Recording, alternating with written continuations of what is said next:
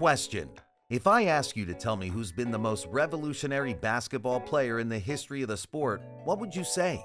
Some of you might think of Wilt Chamberlain and his legendary 100-point game. Others, maybe Larry Bird and his incredible all-around game, the last player to win 3 consecutive NBA MVPs. Others might say Michael Jordan for his enormous influence on and off the court and for his ability to bring the NBA to every corner of the world. Or maybe Steph Curry for his absurd shot selection and creativity. But believe me, what Caitlin Clark is doing for women's basketball may be more remarkable and notorious than what these players accomplished in their respective eras. It's not just that Caitlin's broken every record a college player can break, but her spectacular performance has given her a special aura. Clark not only has an opportunity that only a handful of players get every decade, which is to become the greatest player in WNBA history. She also has the influence to evolve the league, to push the boundaries forward. Her enormous attention is generating a historic audience in a league that has always struggled to stay afloat. She is marking a before and after in the history of women's sports. In other words, she's going to change the WNBA forever. I mean, no wonder. The amount of records Caitlin broke in Division I is outstanding. In December, she became the first player, male or female, to accumulate 3,000 points, 900 assists, and 800 rebounds in D1 history.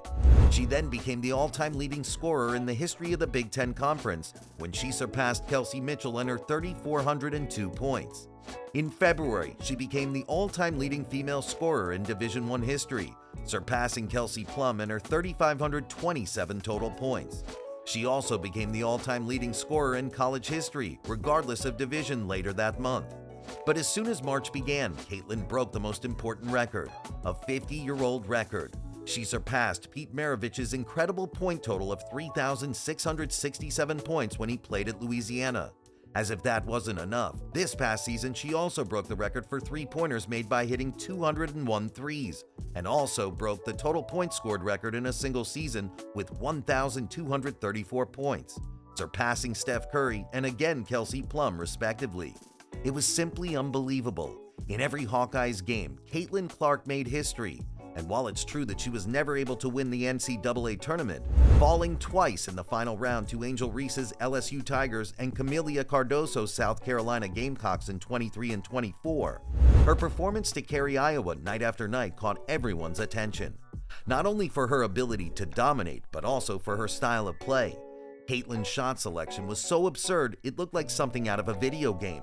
A huge volume of shooting that was rewarded with a success rate that made no sense. To put it into perspective, check out this one stat line. Everyone was talking about how that prospect at Davidson, aka Steph Curry, was totally crazy when they looked at his last 2 seasons in college, right? Well, he was attempting 10 threes per game. Do you know how many Caitlin shot in her senior season at Iowa? 13.6 per game. Not only that, but Steph had to stay his junior year in college to play point guard, since the previous seasons he was playing shooting guard. When he played in college, he was not a playmaker. Caitlin, besides being a threat in any context and at any distance, is one of the best playmakers in all of women's basketball. That means that most of her three-pointers were self-generated. She had no ball handler around to create good looks for her. The degree of difficulty was much higher. In some ways, the play of both seemed similar, or at least during Steph's junior year, where he began to be used more as a point guard.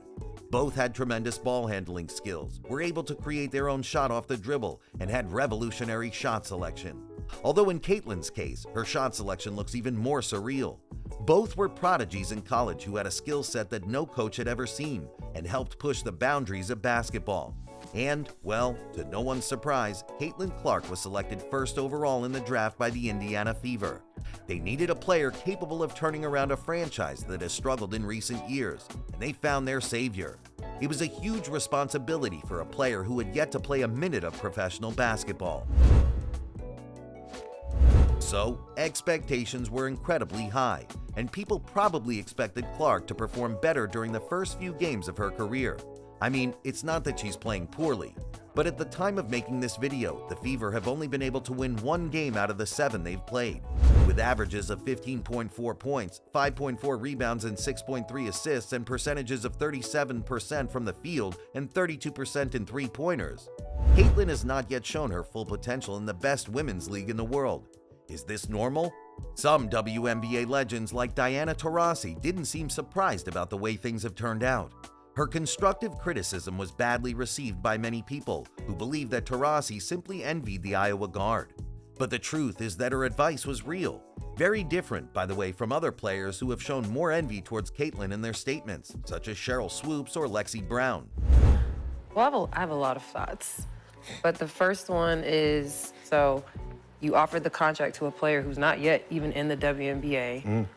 Big Three does not happen during overseas season, so that doesn't make sense. That's true. And then for us to get, like, just constantly on, like, you can't even acknowledge the growth and how amazing the WNBA is doing because shit like this happens. Caitlin is better than 99% of the rookies coming into the league, something that can be easily demonstrated by looking at the statistical rankings among rookies. Clark is leading her entire class in total points, total rebounds, total assists, total steals, while she's second in total blocks. It is true that players like Rakea Jackson or Cameron Brink are having much more efficient seasons than Caitlin, but you have to remember the type of shot selection these players have. Even so, the adaptation process in the WNBA can be extremely steep, just like in the NBA. The pace is different, the offensive and defensive systems are very different from college. The players practically have to learn them from scratch. But the important thing is that she's the potential to demonstrate her dominance. So much so that all teams are using their best defensive specialists to minimize the Fever's guard production. The only reason they defend her this way, other than because all eyes are on them, is because they know what she's capable of. We've got one more, Ari.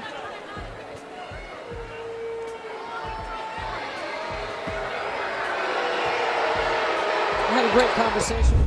However, there is something that Clark has already accomplished. She's attracted all this attention around the WNBA, which in turn will translate into more popularity and thus more revenue. It's been a while since a college player was one of the most famous women basketball players in the world without even making her professional debut. During March of this year, the matchup between her Hawkeyes and LSU was the most watched women's college basketball game in history, with 12.3 million people watching the game on ESPN, according to Nielsen ratings. That's more than twice as many viewers as the record-holding game, a UConn-Oklahoma game played in 2002. The fire that the Iowa guard sparked around the United States and around the world was so huge that it's changed women's basketball forever. The platform she has in her possession has a reach of millions of fans who started following her in college, are now ready to see what she is capable of demonstrating in the WNBA. Clark's next steps are being closely watched and attract national media attention, and that's why the best women's basketball league in the world is getting record ratings this season. Are you familiar with the Ice Cube case? The president of the Big Three was very interested in Clark playing in the league this summer, a league where she could face former NBA players in a competitive environment. People would have gone crazy to see what Caitlin would be able to do playing against men. For that reason, the rapper made an offer that, according to some sources, was as high as $15 million, a figure that would have meant 40 times her multi-year contract in the WNBA, an offer that, however, Clark rejected. But if an investor is able to bet that kind of money because it will be profitable, it only means one thing. Caitlin has a huge market that can be worth tens of millions of revenue each season. It's not just her. Somehow, women's basketball seems to be going through a golden age. The generation of players that have arrived at virtually the same time seem to have the ability to dominate for years and years to come. Caitlin, Cameron Brink, Angel Reese, Juju Watkins. There are many names that are familiar to basketball fans across the United States. This new generation could be a golden era like the one the NBA experienced during the 90s, where basketball ceased to be a product enjoyed by Americans and was exported all over the world. And Clark could be their Michael Jordan. Yeah, her career path remains unknown, as much as her potential. We'll have to wait several seasons until she can become the best version of herself, as has happened with the best players in the history of basketball. But if one thing is clear, it's that we shouldn't ignore the fact that Clark could end up becoming the GOAT of the WNBA. Not only for her dominance, but also for a huge influence that can end up transforming women's basketball forever.